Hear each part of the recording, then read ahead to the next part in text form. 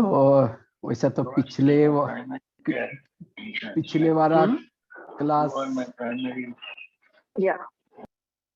पिछले वाला क्लास सभी को याद होगा। हमने शुरुआत की थी व्यर्थ संकल्प से मुक्त कैसे बनना है, सकारात्मक विचारों का, सकारात्मक संकल्पों का कितना फायदा है, कितना महत्व है। और हमारे अगर मन में निगेटिव विचार चलते भी हैं, व्यर्थ विचार चलते भी हैं, उसको हम कैसे खत्म करें, इसके ऊपर हम चर्चा करने जा रहे हैं। तो पिछले बार एक बात बताई थी। पहले तो सबसे पहले बताया कि वर्तमान समय अनुसार सकारात्मक विचारों का कितना महत्व है। पहले तो बाबा कहते थे, आज की मुरली में भी था, अगर मन में आया कोई बात नहीं, लेकिन कर्मना से कोई भी विकर्म नहीं करना है। ये साकार में बाबा कहते थे। लेकिन अब अव्यक्त स्थिति बनानी है, बाप समान बनना है, फरिश्ता बनना है। अब हमें संकल्प भी पॉजिटिव बनाना है, सकारात्मक बनाने का पुरुषार्थ करना है, क्योंकि संकल्प का बहुत बड़ा महत्व है।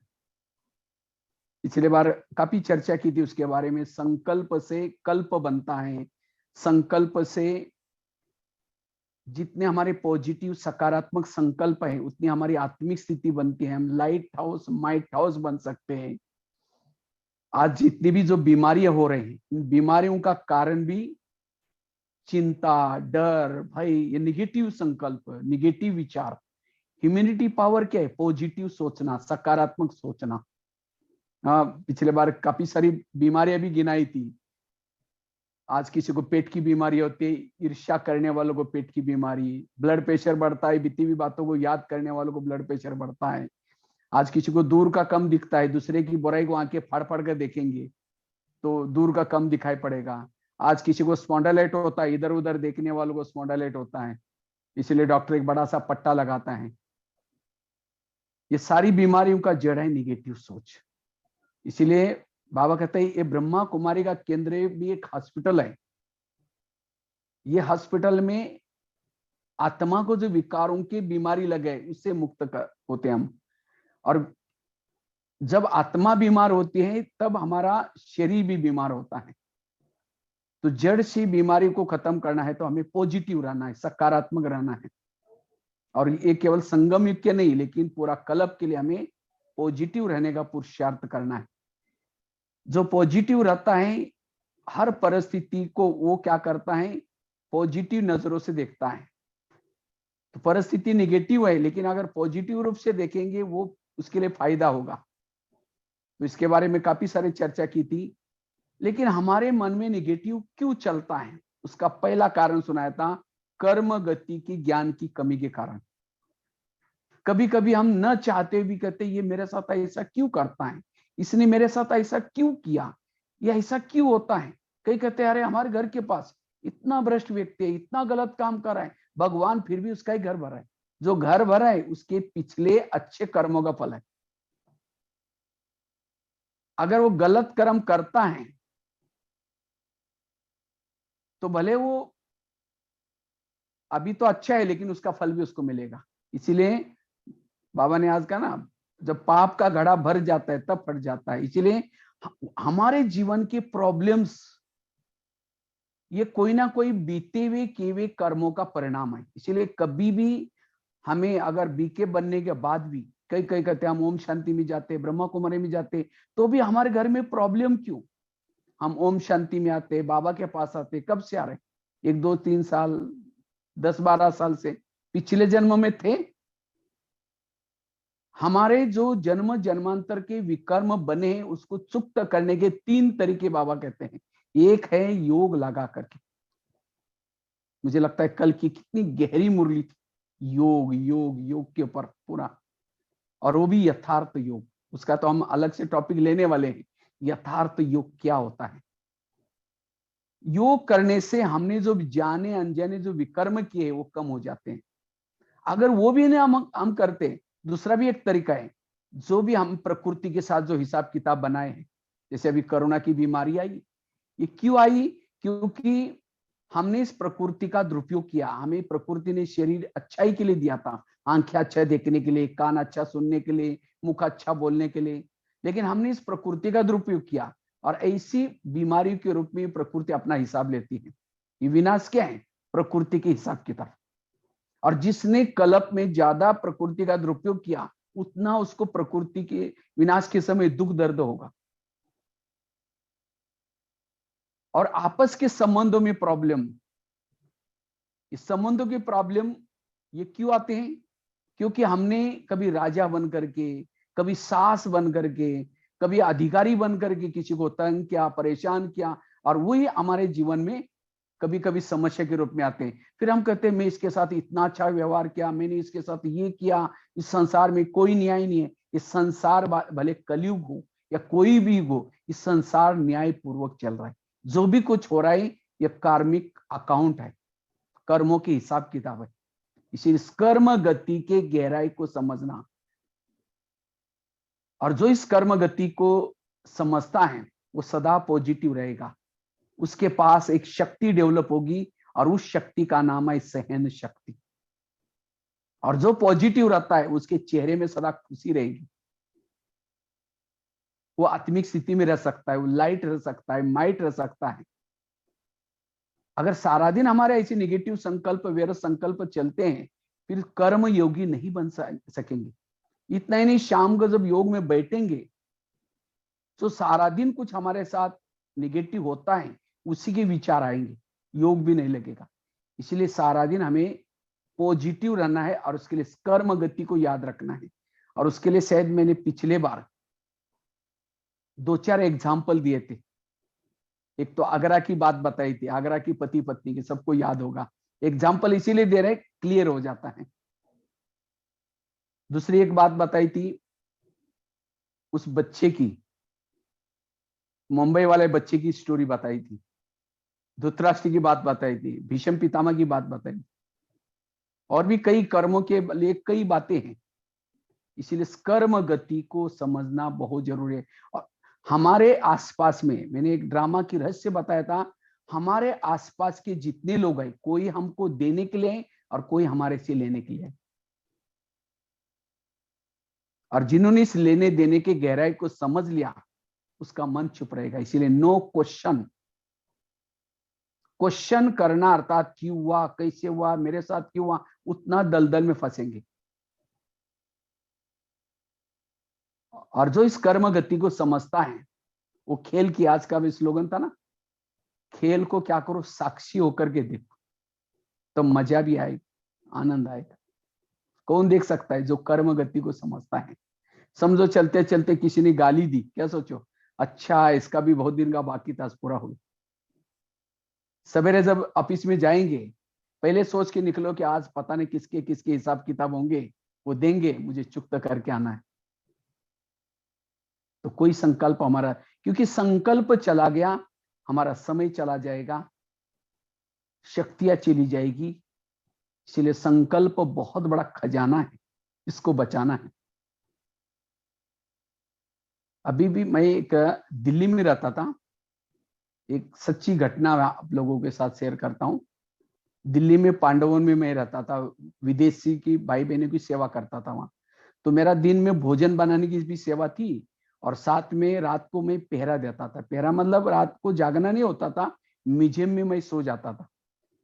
तो जब भी कोई विदेशी भाई बहने आते थे, वो बेल बजाते थे मेन गेट का, तो मैं जाली वाला दरवाजा खोल करके जाता था, फिर उनको अंदर लेके आता था, चाय पानी पिला करके उनको ये करता था, भेजता था ऊपर। तो ये भी मेरी सेवा थी। तो उसी समय, एक बहुत साल की पहली बात है, ये 90 की बात है। एक वहां पांडवन के सामने एक हाईवे है जिसका नाम रोहतक रोड।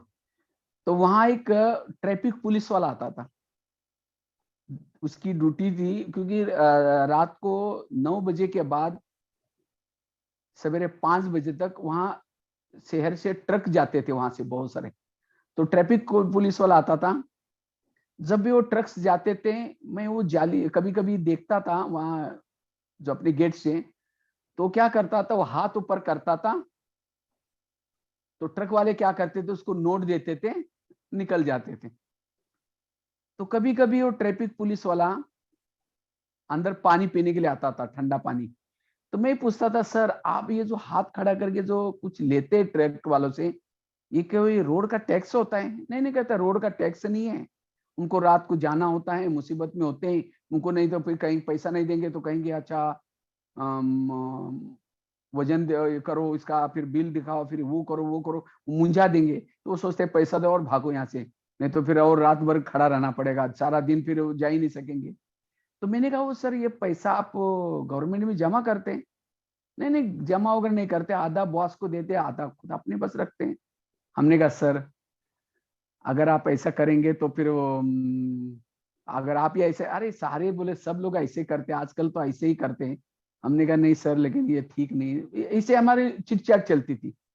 कहते मैं कभी कभी कहता था भाई साहब ये आश्रम है ना बहुत अच्छा है, आप कभी आया करो, यहाँ पढ़ने से आने से सतयुग में जाएंगे, स्वर्ग दुनिया। कहता भाई जी जहाँ पैसा है, धन है, सब कुछ है, वहां हमारे लिए स्वर्ग है। कहता है हम इतना पैसा लेके जाते हैं, बच्चों को अच्छे स्कूल में पढ़ाते हैं, अच्छा मकान बनाया है, गाड़ी लिए हैं, हम तो यही स्वर्ग में, हमको आपका स्वर्ग नहीं चाहिए। ऐसा मतलब चिट-चैट करते थे। तो एक दिन जब वो आए थे, उनके चेहरे पर थोड़ा उदासी थी। मैंने कहा सर आज थोड़ा नाराज लग रहे, क्या बात है? अरे कहता है बहुत बड़ी घटना होगी। हमने कहा क्या हुआ? कहता है मेरा एक ही बेटा था, वो आईआईटी में पढ़ता था, मैंने उसको पैसे से तोला, हर चीज उसको दिया, डोनेशन देकर के एडमिशन दिया, लेकिन आज उसके कॉलेज से जब फोन आया तो मेरा दिल बड़ा दर्द हो गया, दुख रहा है। कहता है कॉलेज वालों ने फोन किया कि आपका लड़का वहां से गायब है, चला गया वहां यहाँ से। तो मैंने फोन करके पता किया, उनके दोस्तों ने कहा उसने लव मैरिज करके चला गया हूं। और फिर मैंने जब पता किया वहां जाने के ऊपर के सोचा मेरा बैंक में जितना भी पैसा था, क्योंकि एटीएम का उसके पास कार्ड था, सारा पैसा मैंने उसके पास दिया, सारा पैसा भी खाली करके गया। कहता उसने लव मैरिज किया या चला गया मुझे उसका दुख नहीं, लेकिन जितना भी मैंने बैंक में रखा था सारा लेके चला गया। कहाँ गया क्या हुआ पता। हमने कहा सर कमाया था कैसा? तो जैसा कमाया वैसा वो चला। आज ये है। तो आज हमारे जीवन में जो प्रॉब्लम्स आते हैं, ये प्रॉब्लम हमारे ही कोई कर्म, इसलिए कर्म गति को याद रखना बहुत जरूरी। हर व्यक्ति अगर परफेक्ट कर्म करेगा, जिसको जो ड्यूटी मिली है वो एक्यूरेट करेगा, उसके जीवन में प्रॉब्लम्स नहीं आ सकते। अगर हम ईमानदार है, सत्यवादी है, तो भी प्रॉब्लम आते, ये मेरे पिछले जन्मों का हिसाब किताब। इसलिए कर्म गति को समझने वालों को सदा वो पॉजिटिव रह सकता है, सकारात्मक रह सकता है। दूसरी बात है, अगर हमें संकल्पों को बचाना है, व्यर्थों से बचना है, हमें ड्रामा को पक्का करना है। ड्रामा तो आप लोगों को दो ड्रामा पसंद है ना, अटलांटा वालों को, सबको अपना अपना ड्रामा पसंद है। हाँ या किसी को, हाँ या किसी को परिवर्तन भी करना है ड्रामा। हाँ जिसको जिसको ड्रामा परिवर्तन करना है, नहीं बाबा मेरे घर में बड़े प्रॉब्लम है, मेरा पति भी ठीक नहीं है, बच्चे भी झगड़ा करते हैं, मेरा हेल्थ भी ठीक नहीं, तो मेरा अगले कल्प में थोड़ा ड्रामा चेंज करना। तो किसको किसको ड्रामा चेंज करना है वो हाथ खड़ा करो, जिनको चेंज करना है। क्योंकि आप तो एक्टर है, बाबा को रिक्वेस्ट करेंगे बाबा इनका ड्रामा थोड़ा बड़ा परेशानी वाला है, चेंज करो। हाँ बाबा तो डायरेक्टर कभी चेंज भी कर सकता है। अब बोलो। हाँ, किसको करना, किसी को करना है चेंज करना है, जिसको चेंज करना बोलो, माइक ऑन करके बोल सकते हैं। हाँ बता सकते हैं। बताओ। हम बाबा को रिक्वेस्ट करेंगे। ड्रामा एक्यूरेट है, अच्छा एक्यूरेट है, चलो अच्छा है। अगर ड्रामा बदल दे, बहुत थैंक यू। अगर ड्रामा को हम ऑलरेडी चेंज हो गया भाई साहब, ऑलरेडी चेंज हो गया। हाँ वो तो चेंज नहीं, इससे आगे ज्ञान में चलने के बाद भी किसी को लगता है कि नहीं बाबा मेरा ड्रामा ठीक नहीं है। कई तो बीके ऐसे भी हैं, कहते हैं कहा क्या बाबा पर, लेकिन नहीं, अगर कोई परेशानी आते हैं, प्रॉब्लम आते हैं, वो भी हमें अच्छा बनाने के लिए आते हैं। वो इम्तिहान होता है। हाँ इसीलिए ड्रामा को पसंद करो, और जिन्होंने ड्रामा को पसंद किया उनके संकल्प चलना बंद हो जाएंगे। इसलिए संकल्प को बचाने के लिए ड्रामा को हमें पसंद करना बहुत जरूरी। ड्रामा एक ढाल है, इसलिए हमें सही। ड्रामा को पसंद करना जरूरी है। अगर ड्रामा बदल देंगे, इसी पति के बजाय बहुत अच्छा पति रखेंगे, बच्चे भी अच्छे होंगे, तो शरीर भी हेल्थ अच्छी होंगी। अगर आपको कभी बहनें कहते भाई जी थोड़ा ज्ञान में आओ, कहेंगे बहन जी हमारे घर में बड़ी शांति है, नहीं चाहिए तुम्हारा ज्ञान। उस पति का धन्यवाद, उस परिस्थिति का धन्यवाद, उन्होंने मुझको यह लाया। इसलिए आज तक का जो ड्रामा हुआ बहुत अच्छा था, और अभी भी का जो हो रहा है वो भी अच्छा, और भविष्य का भी जो ड्रामा होगा अच्छा ही अच्छा होगा। सोचने की कोई जरूरत नहीं। मुझे लगता है मधुबन में लास्ट में गुलजार दादी की तबीयत थोड़ी डाउन रहती थी, 16, 17 और 18, 2016, 17 और 18। तो फिर भी दादी को स्टेज पर लाया जाता था, ऐसे ही तबीयत न होने के कारण भी लाते थे। और उस समय बाबा की मुरली चलती थी, गुलजार दादी के ओरिजिनल आवाज में चलती थी, क्योंकि अव्यक्त आवाज निकलने के लिए ताकत लगती है, बल लगता है, इसलिए बाबा उसका ध्यान रखते थे। गुलजार दादी के आवाज में बाबा बोलते थे, और वो मुरली भी क्या चलती थी, वाह ड्रामा वाह, वाह बाबा वाह, बाप के दिल में बच्चे, बच्चों के दिल में बाप। पूरी जो 2-3 साल जो मुरलियां चली, मैंने तो एक बार गिना, करीबन 50-60 बार बाबा ने वाह वाह शब्द यूज किया। तो कई भाई बहन कहते थे बाबा ये ऐसी मुरली क्यों चला रहे, कोई शिक्षा नहीं, कोई नहीं, वाह ड्रामा वाह। वास्तव में टोटल ज्ञान का सार है वाह वाह, वाह वाह में रहना यह ज्ञान का सार। और जो वाह वाह की स्थिति में रहता है वही व्यर्थों से मुक्त है।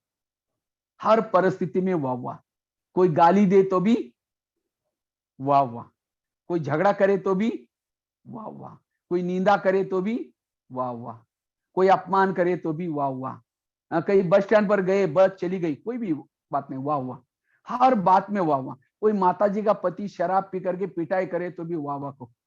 आप कहेंगे भाई जी आप कैसे बोलते हैं, हाँ पिताजी अगर पति शराब पी करके पिटाई करेगा तो वाह वाह कैसे निकलेगा, तो भी उस माता को वाह वाह बोलना। क्यों, उस माता के लिए तो पति तो बहुत मिले ना, सतयुग में मिला था, त्रेता में मिला था, द्वापर में मिला था, अभी भी मिला है। सतयुग का उसका पति तो बहुत अच्छा था, ना कभी शराब पीता था, ना कभी मारता था, ना कभी पीटता था, वो सोने के महलों में रहता था, पुष्पक विमान उसके पास था, बहुत संपत्ति थी, वो देवता था। लेकिन क्या उस सतयुग में देवता वाले पति के कारण उसको बाबा मिला, और अभी का पति शराबी है, मारता है, पीटता है, उसके कारण कौन मिला है, बाबा मिला है। तो उस माता के लिए सतयुग का देवता वाला पति अच्छा सतयुग का, या अभी का शराबी वाला अच्छा, हाँ? देवता वाला संगम युग का अच्छा है। क्यों, इस संगम युग के पति के कारण तो बाबा मिला।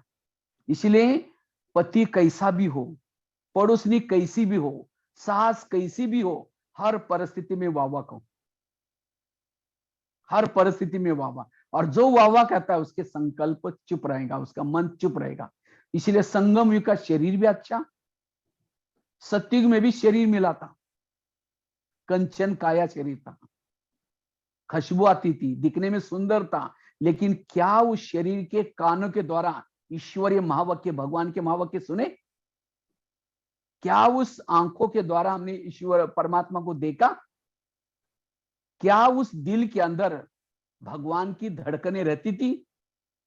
क्या उस कंचन काया शरीर के ऊपर बाबा की नजरें पड़ी थी? वो शरीर क्या काम का जिसके ऊपर भगवान की नजरें नहीं पड़ी? वो कान क्या काम की जिसने भगवान के महावाक्य न सुने हो? वो आंखें क्या काम की जिसने भगवान को ना देखा? इसलिए इस शरीर में बाबा की नजरें पड़ी हैं। इसीलिए वाह वाह कहो, वाह वाह, हर परिस्थिति में वाह वाह।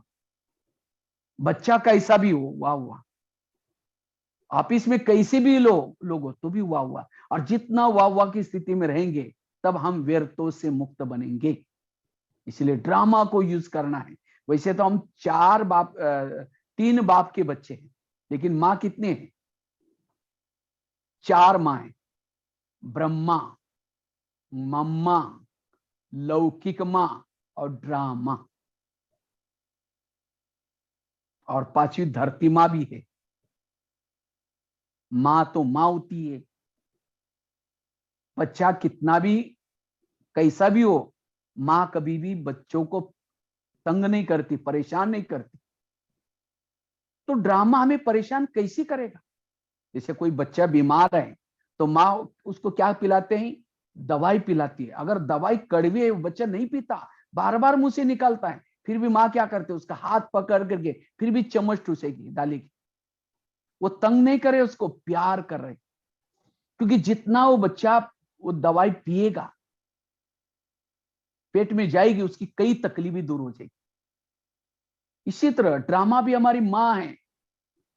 हम चाहते मेरे जीवन में कोई कड़वी बातें ना आई, परेशानी ना आई, तो भी ड्रामा रूपी माँ लाती है। क्यों? इसी कड़वी बातों से हमारे अंदर वैराग आएगा, उपराम हो जाएंगे, और इससे हमारा सारा स्वास्थ्य ठीक हो जाएगा। इसलिए जीवन में आने वाली कड़वी बातों को डाइजेस्ट करो। क्यों क्या नहीं करो, परेशान नहीं होना है। सारी बातें विदाई देने के लिए, लेने के लिए आई है, आ रहे। आपके पुराने संस्कार जागृत हो जाएंगे, कईयों के हिसाब किताब आएंगे, लेकिन अब हमारी सारी बीमारियां निकलने वाली हैं। इसीलिए कभी भी खुश, बाबा कहते हैं कुछ भी चला जाए, खुशी कभी भी न जाए। कौन रह सकता है खुश? जो सदा पॉजिटिव है। इसलिए व्यर्थों से मुक्त बनना, सदा हैप्पीनेस, खुश रहना, यह है पुरुषार्थ। बाबा कहते हैं आगे चल करके लोग म्यूजियम देखने के लिए नहीं आएंगे, ज्ञान सुनने के लिए नहीं आएंगे, क्योंकि आजकल तनाव, टेंशन बढ़ रहा है। लेकिन आगे चल करके म्यूजियम का काम कौन करेगा? बाबा ने करके मेरे बच्चों के चेहरे, यही म्यूजियम का काम करेगा। लेकिन किसके चेहरे? जो सदा पॉजिटिव रहते हैं, कैसी भी परिस्थिति है, कैसा भी वातावरण है, वो आत्मिक स्थिति में रहते हैं, वही म्यूजियम का काम करें। इसलिए सदा खुश रहना है। इसलिए वाह वाह ड्रामा को यूज करो। इसलिए वाह ड्रामा, वाह वाह बाबा वाह। सास कैसी भी हो, पड़ोसी कैसी भी हो। सतयुग में तो दिल्ली में रहते थे, कुंज गली में रहते थे।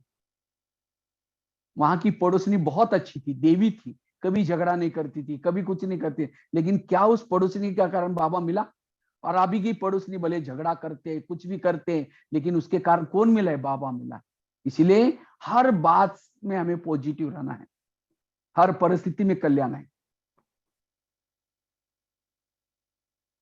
जब कुंती के सामने कृष्ण जाता है तो कुंती को कहता है तुमको क्या वरदान चाहिए? मैं तुम्हें भक्ति का फल देने के लिए आया हूं, सोना चांदी जो भी मांगो। कुंती कहते मुझे सोना चांदी नहीं चाहिए, मुझे जीवन में समस्या चाहिए। तो कृष्ण कहता है तुम्हें क्या मांग रहे? तथास्तु, तो तुम्हारी जो भी इच्छाएं पूर्ण हो जाए। फिर कहा कि तुमने समस्या क्यों मांगी? कहते समस्या होगी तो आप सदा मेरे साथ में रहेंगे, और आप मेरे साथ में रहेंगे, यही मेरा सौभाग्य। इसलिए जिसके जीवन में प्रॉब्लम्स है, समस्या है, बाबा सदा साथ में। वास्तव में इस संगम युग में ही आसपास ही हमारे जीवन में प्रॉब्लम, समस्या है। क्यों? अगर प्रॉब्लम, समस्या ना होती तो बाबा आने के बाद भी हम ज्ञान में ना चलते। इसलिए समस्या हमें अच्छाई की तरफ लेके जाते हैं। इसलिए कभी भी समस्या के समय हमें निगेटिव नहीं सोचना, सदा पॉजिटिव रहना है, स्थिर रहना है।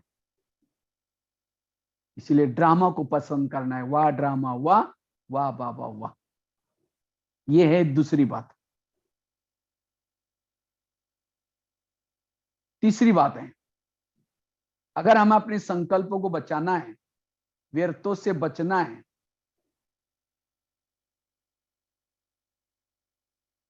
उसके लिए जो हुआ अच्छा हुआ, जो हो रहा अच्छा, जो होगा वो भी अच्छा, इस मंत्र को पक्का करना।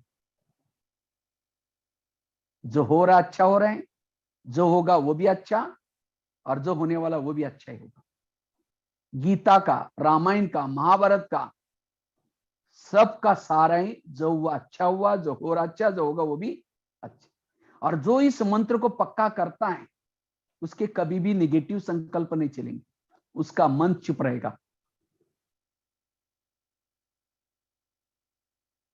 कई कहते हैं इसने मेरे साथ ऐसा क्यों किया, इसने मेरी चुगली की, इसने मेरे साथ ऐसा किया, मैं इसके लिए दुआएं कैसे दूं?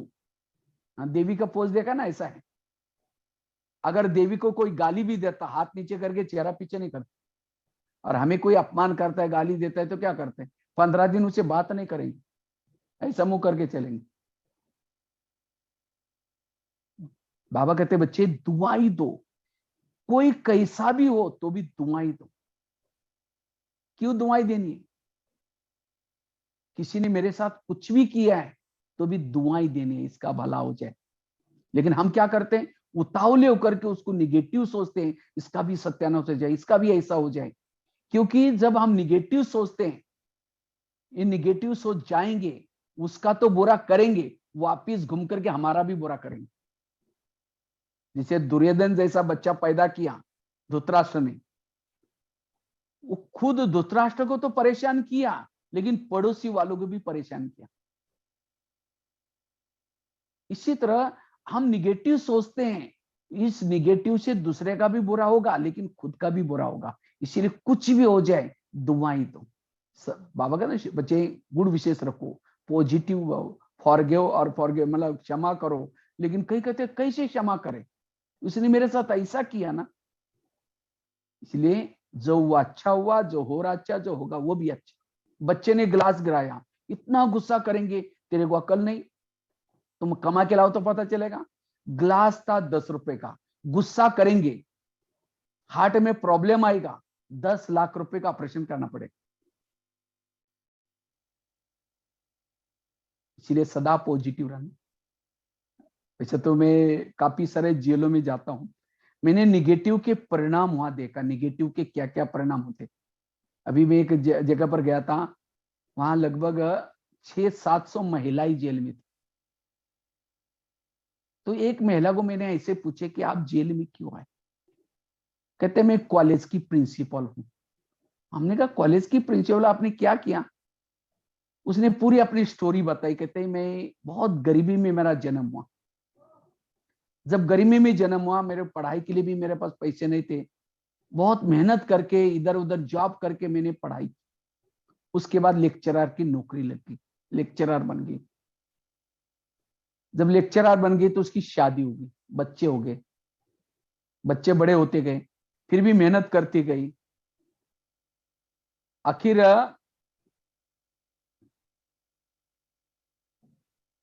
उसको संस्था ने देखा कि ये तो बहुत अच्छी मेहनत कर रहे हैं, उसको प्रिंसिपल बनाया गया। और जब उसको प्रिंसिपल बनाया गया, उसके बाद उसने बड़ा सा मकान बनाया, गाड़ी ली।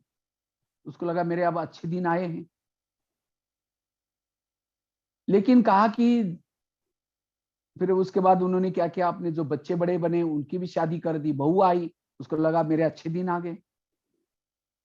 लेकिन कहा कि जो बहू आई थी घर में, बहू थोड़ा सा पढ़ी लिखी थी ज्यादा, इसलिए वो खाना पीना बनाना नहीं जानती। तो उसको लगा अब तो ये 8 दिन तो हुआ, बनाएंगी, कोई बात नहीं। महीना हुआ, 2 महीना हुआ, 3-4 महीना हुआ, तो भी वो खाना वगैरह बनाना नहीं जानती। अब प्रिंसिपल को धीरे धीरे वो मैडम को संकल्प चलना शुरू हो गया, धीरे धीरे उसको निगेटिव विचार आने लगे। अब पहले तो मैं 1-2 का बना सबका, इसको भी बनाना पड़ता है। एक दिन उसके प्रिंसिपल के मैडम के इसमें ऑफिस में कुछ कॉलेज में मीटिंग थी, थोड़ा देरी से आई। जब देरी से आई, उसको लगा बहू ने कुछ तो किया होगा, लेकिन देखा कुछ नहीं किया। आई, कहा कि बेटा तुम कुछ तो करते। कहते मुझे कुछ नहीं आता। आखिर वो मैडम क्या करते, खुद खाना बनाना शुरू किया। जब खाना बना रही थी, उसको लगता है कि एक के कारण उसको थोड़ी सबको भूखा मारना है। दाल बनाई, सब्जी बनाई, चावल बनाई, रोटियां बेल रही थी।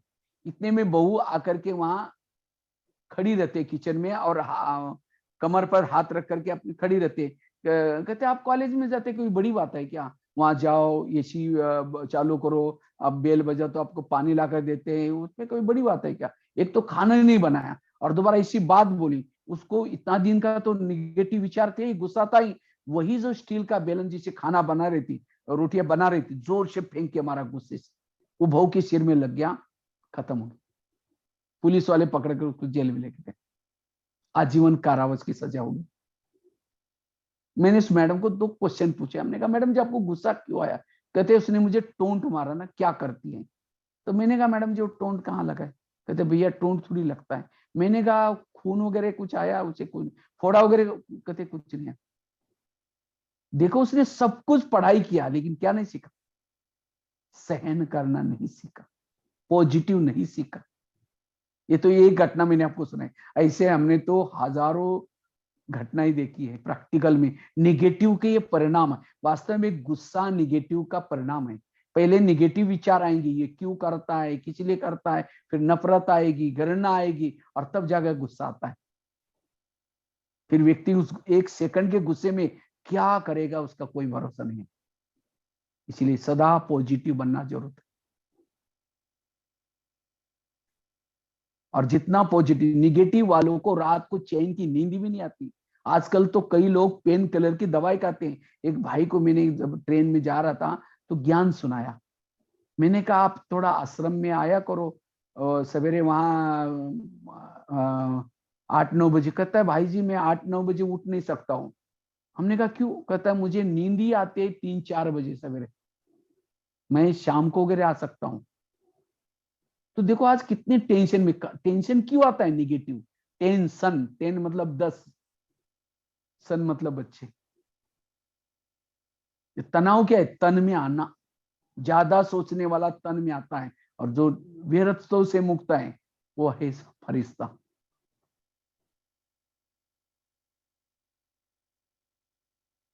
इसलिए जो हुआ अच्छा हुआ, जो हो रहा अच्छा, जो होगा वो भी अच्छा। बस स्टैंड पर गई, बस गई, कोई बात नहीं।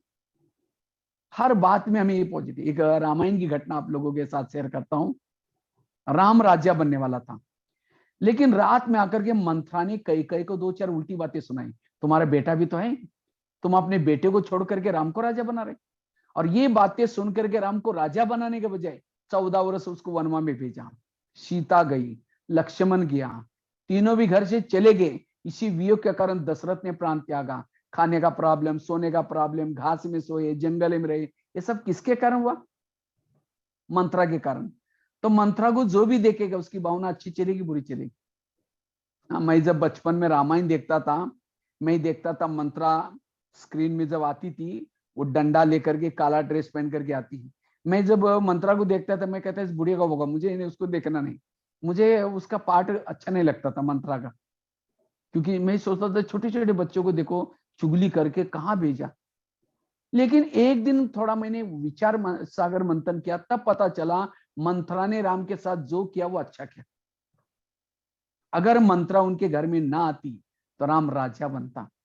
अगर राजा बनता तो जंगल में नहीं जाता, जंगल में नहीं जाता तो सीता की चोरी ना होती, अगर सीता की चोरी ना होती तो रावण को ना मारता, रावण को ना मारता तो राम की महिमा कोई नहीं गाता। राम की महिमा किसके कारण? मंत्रा के कारण। इसी तरह हर एक के जीवन में भी भगवान ने 1-2 मंत्रा रखी है जो हमारे जीवन में प्रॉब्लम निर्माण करते हैं, समस्या निर्माण करते हैं, यहाँ की ट्रांसफर वहां करते हैं। लेकिन आज जो हम परेशान हैं, आज जो हम तंग है, ऐसे लोगों से तंग है, और यही व्यर्थों का कारण है। इसी तरह आज से हमें क्या करना है? आज तक जिन्होंने तंग किया, परेशान किया, उनके प्रति भावनाओं को बदलो, तब हमारी वृत्ति पॉजिटिव बन जाएगी। अगर एक व्यक्ति के प्रति भी हमारी वृत्ति निगेटिव है, वाइब्रेशन वही फैलेगा। आजकल बाबा कहते हैं मनसा सेवा करो। ये मनसा सेवा कौन कर सकता है? जिसका मन हर इंसान के प्रति, हर व्यक्ति के प्रति, हर परिस्थिति के प्रति पॉजिटिव है, वही मनसा सेवा कर सकता है। अगर राम के जीवन में मंत्रा ना आती, ना हनुमान मिलता, ना अंगद मिलता, ना ऋषि, ना मुनि, कोई नहीं मिलते। ये सब किसके कारण मिले? मंत्रा के कारण। आज हमें बाबा मिला, दैवी परिवार मिला, दीदी दादियां मिली, किसके कारण मिली? आज तक की मंत्राओं के कारण। इसलिए आज कभी शाम को एकांत में जब बैठेंगे, या कभी अमृत वाला रात को योग करेंगे सवेरे, तो क्या करना? आज तक जिन्होंने तंग किया, जिन्होंने परेशान किया, उन सबको इमर्ज करके उन सबको धन्यवाद दो। आप लोगों ने हमें तंग किया, हमारा बहुत अच्छा हुआ, लेकिन फिर 5000 साल के बाद तंग करने के लिए जरूर आना। यह है व्यर्थों से बचने का साधन। यह फॉरगिव करना, क्षमा करना। इसलिए जो हुआ अच्छा हुआ, जो हो रहा अच्छा, जो होगा। बाबा ने हमारा ड्रामा फुर्सत में बनाया, बहुत फुर्सत में। बाबा को कभी पता नहीं फुर्सत थी, उस समय बाबा ने हमारा ऐसा ड्रामा बनाया, हमारे आस पास में जो भी लोग रहते सब हमारा कल्याण करने वाले हैं, हमारा अकल्याण करने वाला कोई नहीं, कोई हमारा अकल्याण करने वाला नहीं। हर बात में हमारा कल्याण ही कल्याण है, कुछ भी होता है कल्याण करे। इतना ही नहीं, जो बीती हुई घटना हो गई है, भले हमने गलत काम किया है, उसमें भी कल्याण है। कई कई तो क्या करते हैं, सोचते अरे मैं तो यहाँ आने का लायक नहीं हूँ, मैंने जिंदगी में ऐसा ऐसा काम किया है और फिर मैं ब्रह्मा कुमारी में आता हूँ। लेकिन नहीं, आपका वो घड़ा भरना था, कहते ना, पाप का घड़ा भरने के बाद वो क्या होता है, फट जाता है, और फटने के बाद फिर भगवान मिलता है। तो हमारा घड़ा भरना जरूरी था, इसीलिए हमें करना जरूरी था। इसीलिए उसको, उस बीती हुई घटना को याद करके वर्तमान को फीका मत करना। इसलिए हर बात में, इसीलिए जो हुआ अच्छा हुआ, जो हो रहा अच्छा, जो होगा वो भी अच्छा ही होगा, इसीलिए पॉजिटिव। तब जाकर के हम व्यर्थों से बच जाएंगे। कितनी बातें हो गई? पहली बात बताई कर्मों की ही गति। दूसरी बात बताई ड्रामा को याद रखना, वाह ड्रामा वाह, वाह वाह वाह वाह। और तीसरी बात बताई जो हुआ अच्छा हुआ, जो हो रहा अच्छा, जो होगा वो भी अच्छा। अगर ये तीन बातों की गहराई में जाएंगे, आपका मन शांत रहेगा, चुप रहेगा। इसीलिए बाबा ने हमें ड्रामा का ज्ञान, कर्मों का ज्ञान, जो हुआ अच्छा, ये सारा जो ज्ञान दिए, मन को चुप रखने के लिए दिए। और जिन्होंने मन को चुप रखने की कला सीखी, वही अशरीरी स्थिति में रह सकते, वही अव्यक्त मिलन मना सकते हैं। क्योंकि अब पाठ चलेगा अव्यक्त मिलन का। इतना दिन हम साकार में जाकर के बाबा को मिलते थे, लेकिन अब हमें निरंतर बाबा को मिलना है। और निरंतर बाबा को मिलने के लिए हमारा संकल्प स्थिर चाहिए, क्योंकि हमारे विरत संकल्प का प्रभाव बुद्धि के ऊपर पड़ता है। जब हम सारा दिन ये क्यों हुआ, कैसे हुआ, मेरे साथ निगेटिव सोचते हैं, तो हमारी बुद्धि मैली हो जाती है। जैसे आईने के ऊपर अगर धूल है, धूल वाले आईने में चेहरा देख नहीं सकेंगे, चेहरा स्पष्ट दिखाई नहीं पड़ेगा। इसी तरह सारा दिन हम निगेटिव सोचते हैं, विरस सोचते हैं, ये क्यों करता है, इसने क्यों किया, और ये विरस सोच करके क्या करते हैं, बुद्धि के ऊपर धूल चढ़ाते हैं। और जब बुद्धि में धूल है, जब योग में बैठेंगे, ना परम धाम दिखता है, ना परमात्मा दिखता है, ना अपनी आत्मा दिखती है, ना सामने वालों की आत्मा दिखती है। अगर सामने वालों की आत्मा देखना भी है, आपका बुद्धि बिल्कुल स्वच्छ चाहिए, क्लीन चाहिए, क्लियर चाहिए। और बुद्धि को क्लीन और क्लियर करने के लिए ये सब बातें जरूरी है। इसीलिए बाबा को ज्ञान का ये विस्तार करना पड़ा। नहीं तो बाबा क्यों नहीं कहते भैया बस आत्मा समझ, लेकिन आत्मा वही समझ सकता है जो संकल्पों को बचाता है। ऑटोमेटिकली उसकी ऊर्जा जागृत होगी, आत्मिक स्थिति बनेगी। घड़े में पानी भर दिया, लेकिन नीचे से थोड़ा छेद है, शाम तक खाली हो जाएगा। इसी तरह हमने योग किया, अमृत वेला किया, पवित्रता का पालन किया, सब कुछ किया, लेकिन अगर विरत संकल्प चलते हैं, आपका घड़ा खाली हो जाएगा। इसलिए ये लीकेज को बंद करने का तरीके ही ये सब चीजें, जो हुआ अच्छा हुआ, जो 2-3 पॉइंट बताए मैंने, ये इसलिए सदा नष्ट मोह, इसके गहराई में जाकर के अपने संकल्प को, अब हमें संकल्प बिल्कुल स्थिर रहे, मन स्थिर रहे। कोई भी बातों में हमारा कुछ भी देखते साक्षी होकर के देखना है। हर आत्मा का अपने लिए भी कोई प्रॉब्लम आते हैं तो अपने आत्मा को समझाओ। कभी कभी हम क्या करते हैं, सामने से कोई आता है, मन करता है बेकार है, अच्छा नहीं, इन्होंने हमको धोखा दिया, तुरंत मन को समझाओ, हे मन तुम खबरदार रहो। जिसको बाबा कहते हैं मीठे बच्चे, और तुम उसके लिए बेकार करे, खबरदार अगर तुमने उस मेरे आत्मा भाई को ऐसा किया तो। तब साक्षी अवस्था में रह सकेंगे। अब जैसे दुकान में बॉस नहीं है तो काम कौन चलाता है? नौकर चलाता है। लेकिन जब बॉस आया तो भी नौकर को टेंशन रहेगा, तो बॉस कहेंगे भाई मैं आया हूं, आप तो रिलैक्स रह। इसी तरह इतना दिन हम आत्मा हूं ये भूल गए थे, और इसीलिए सारा कारोबार किसने किया? मन ने किया। और मन को अभी क्या हो गया? इसके कारण मन को टेंशन। अब आत्मा मन को समझाओ, ये अब मैं हूं बैठा हूं, तुम्हें सोचने की कोई जरूरत नहीं, तुम चुप रहो, बस मैं देख लूंगा सब, तुम्हें विचार करने की कोई जरूरत नहीं। क्योंकि कल क्या होने वाला है, आगे क्या होगा, सारा ये पहले से भरा हुआ बना हुआ है रिकॉर्ड, हमें सोचने की जरूरत नहीं है। इसलिए व्यर्थों से मुक्त बनना, और जितना व्यर्थों से हम मुक्त बनेंगे, पॉजिटिव रहेंगे, समर्थ रहेंगे, हमारे से सकाश जाती रहेगी, हम सूर्य वाली स्थिति में रह सकेंगे, बिंदु स्वरूप विजुरूप स्थिति में रह सकेंगे, निरंतर योगी की स्थिति में रह सकेंगे। इसलिए संकल्पों को बचाना, और उसके लिए जैसे बताया मैंने 3 बातें बताई, तो ये 3 बातों को हमें जीवन में लाना है। लास्ट में और एक घटना सुना करके मैं पूरा करता हूं। एक माता जी थी, उसके 2 जिड़वे बच्चे थे, तो दोनों को एक पालने में रखा था। तो बच्चे खेलते खेलते क्या होता है, एक दूसरे की तरफ मुंह हो गया। तो एक बच्चा दूसरे को पूछता, तुम इस घर में क्यों आया? कहता मैं पाव किलो तेल लेने के लिए आया हूं। दूसरा कहता तुम क्यों आया? कहता मैं 3 तोला सोना देने के लिए आया हूं। ये कहता मैं सोना तेल लेने के लिए आया हूं, दूसरा कहता मैं सोना। तो माता को लगता है कि ये बच्चे क्या बड़बड़ कर रहे हैं, ये कहता मैं सोना देने के लिए, दूसरा कहता है, तो उसको लगता है सोना कौन देगा और तेल कौन लेगा, दोनों एक जैसे हैं। तो दोनों में से क्या, दोनों भी बच्चों को पाव किलो तेल लगा करके नहला करके सुलाया पालने में। तो एक बच्चा खत्म हो गया। तो कहते अच्छा दूसरा मुझे सोना देगा। फिर उसको लगता है नहीं ये भी मर जाएगा, नहीं नहीं नहीं, ये मुझे कोई भास हो गया, ऐसी कोई बात नहीं, ऐसा भूलने की कोशिश करते हैं। तो वो बच्चे को पढ़ाया, स्कूल में डाला, बड़ा किया। जब पढ़ाई कर रहा था वो बच्चा स्कूल में बहुत होशियार था, तो 10वीं में उसका बोर्ड में फर्स्ट नंबर आया।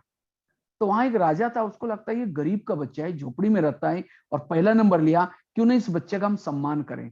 उस बच्चे को स्कूल से सीधा क्या क्या दरबार में बुलाया, और राजा ने क्या क्या उसको शाबाशी दिया, और क्या क्या एक ताज पहना दिया, हार पहना दिया उसके गले में, और एक किताब दिया।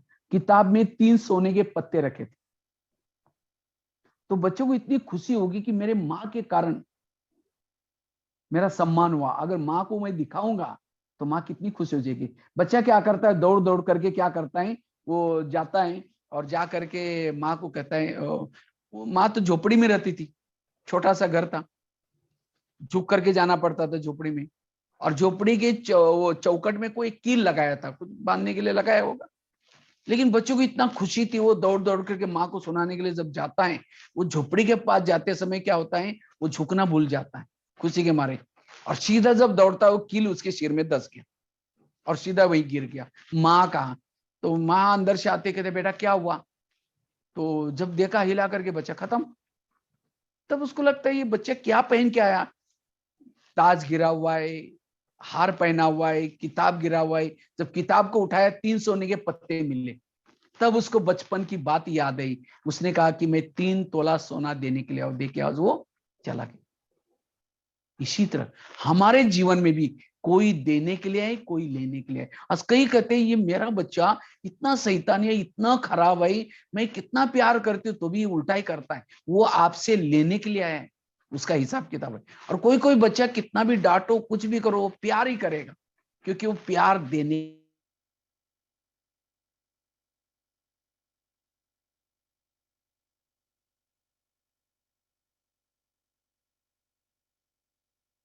के 3 तरीके, 2 बताया मैंने। पहला बताया योग लगा करके, दूसरा ऐसे संबंधों में आकर के हमें कोई तंग करेगा, परेशान करेगा, तो भी हमें क्या करना है, उसको वाह के गीत गाने, लेकिन तो भी हमें क्या करना है, उसको सहन करना है। और तीसरा विनाश काल में जो बाबा कहते हैं धर्मराज की सजा, वास्तव में धर्मराज पूरी क्या है, धर्मराज पूरी मतलब हमारे जीवन में जो प्रॉब्लम समस्या वो है। इसीलिए बाबा कहते बच्चे अब अपने हिसाब किताब को चुप्त करो।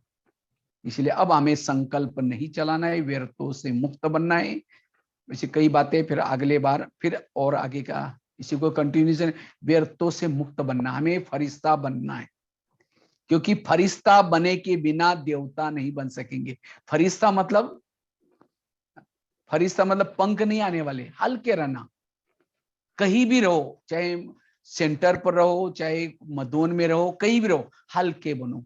जैसे बताया था पिछले बार, ब्रह्मा कुमारी का केंद्र एक बहुत बड़ी यूनिवर्सिटी है, और इस यूनिवर्सिटी की डिग्री है फरिश्ता, और देवता हमारी नौकरी है।